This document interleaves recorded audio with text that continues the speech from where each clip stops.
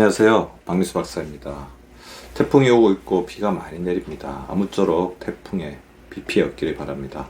오늘 또 이제 많은 환자분들이 이제 병원에 오시면서 아이고 간절이야, 비가 오니까 또 삭신이 쑤시네, 이렇게 이제 말씀을 하십니다.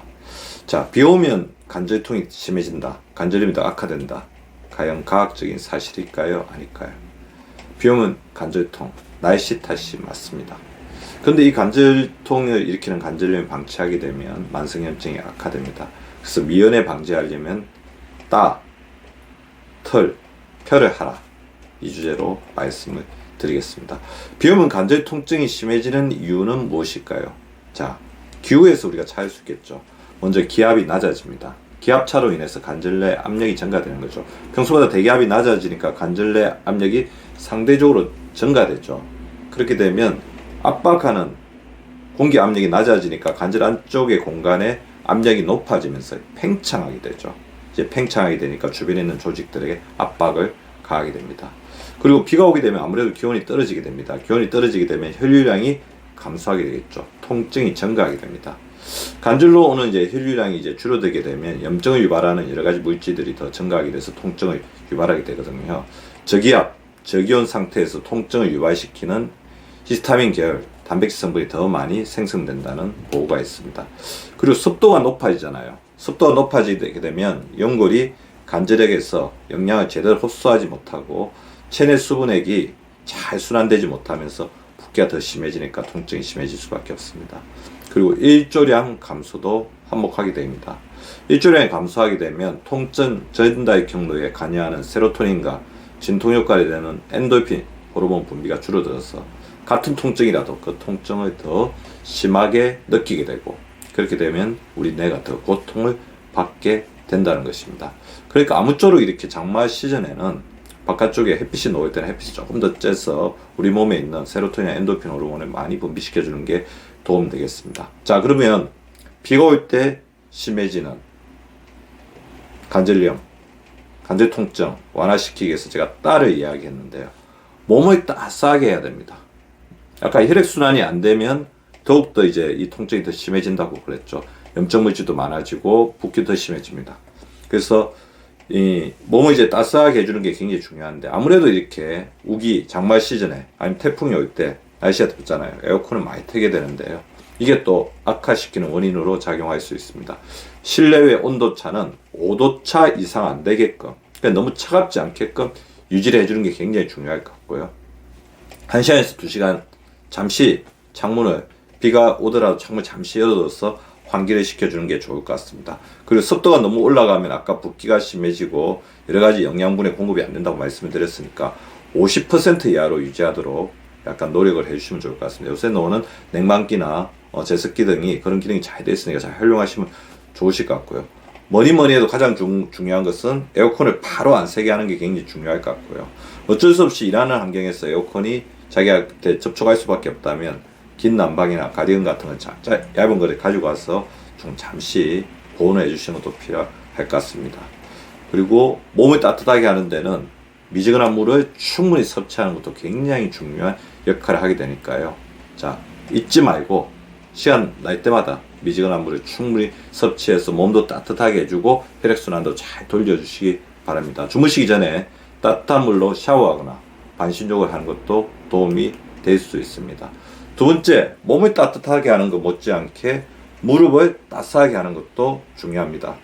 그러니까 관절 질환을 가지고 계신 환자의 경우에는 비 오는 날 적절한 찜질을 하는 게 일시적인 통증 완화 그리고 혈류 개선에 도움을 줄 수가 있습니다. 단 이제 여기서 우리가 정확하게 아셔야 될 거는 만성적인 질환일 때죠. 만성적인 어떤 태행성 관절염이 있을 때는 온찜질을 하시는 게 도움이 됩니다. 따뜻한 수건을 이렇게 대고 15분간 가볍게 아픈 부위에 대고 마사지를 해주시면 도움이 될 것 같은데요.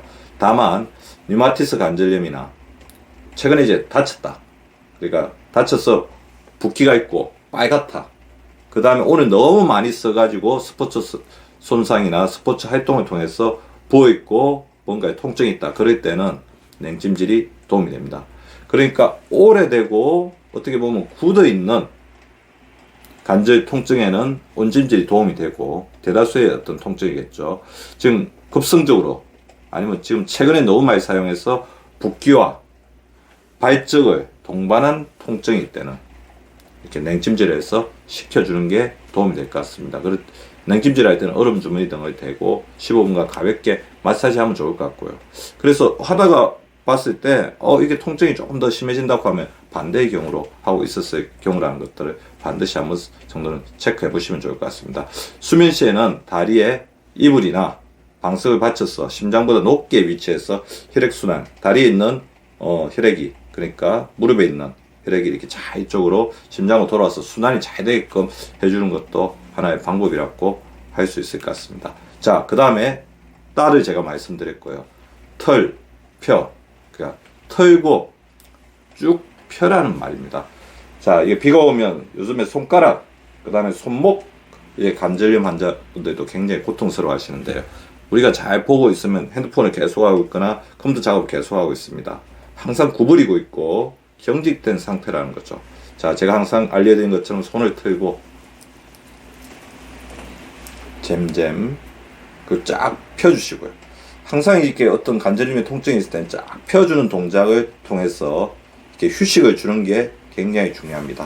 또 발 같은 경우도 자, 발끝을 쭉 뻗었다가 당겼다가 그 다음에 이렇게 한 번씩 돌려주시는 게 굉장히 중요할 것 같고요. 자, 무릎 관절염이 있으신 분들은 자, 집에 계시면 이제 바닥에 앉아서 아니면 뭐 일하고 계시면 의자에 앉아서 V자로 쫙 벌리고 이렇게 유지를 해주시는, 그러니까 쫙 벌리는 것만으로도 상당히 이렇게 스트레칭의 효과가 강합니다. 무릎으로 가는 염증을 줄여주는, 통증을 줄여주는 효과를 낳을 수가 있죠. 그래서 힘을 빼고 부드럽게 스트레칭을 해주시면 될 것 같습니다. 그래서 자, 이렇게 시간 날 때마다 이렇게 굽혀져 있는 무릎을 이렇게 펴주는 동작을 이렇게 틈틈이 해주시면서 무릎 내 관절 내 압력이나 통증, 염증을 낮춰주는 노력을 하시면 좋을 것 같습니다. 저는 이제 가장 중요하게 생각하는 게 그거거든요. 우리가 건강하게 장수한다는 것은 나중에 중년 이후에 자기가 가고 싶은 곳에 자유롭게 통증 없이 갈 수 있는 게 굉장히 중요하다고 생각합니다. 그러려면 우리 관절이 우리 몸에 든든한 기둥이 되어 줘야 되잖아요. 그래서 관절이 보내는 소리를 미리미리 잘 들어가지고 이것을 잘 해소를 좀, 고충사항을 미리 해소시켜 주시기 바랍니다. 자, 제가 항상 말씀드리죠. 우리 몸이 제일 좋아하는 자세는 쭉 편 자세입니다. 항상 편 자세 잘 유지하시는 우리 구독자분들 되시기 바랍니다. 감사합니다.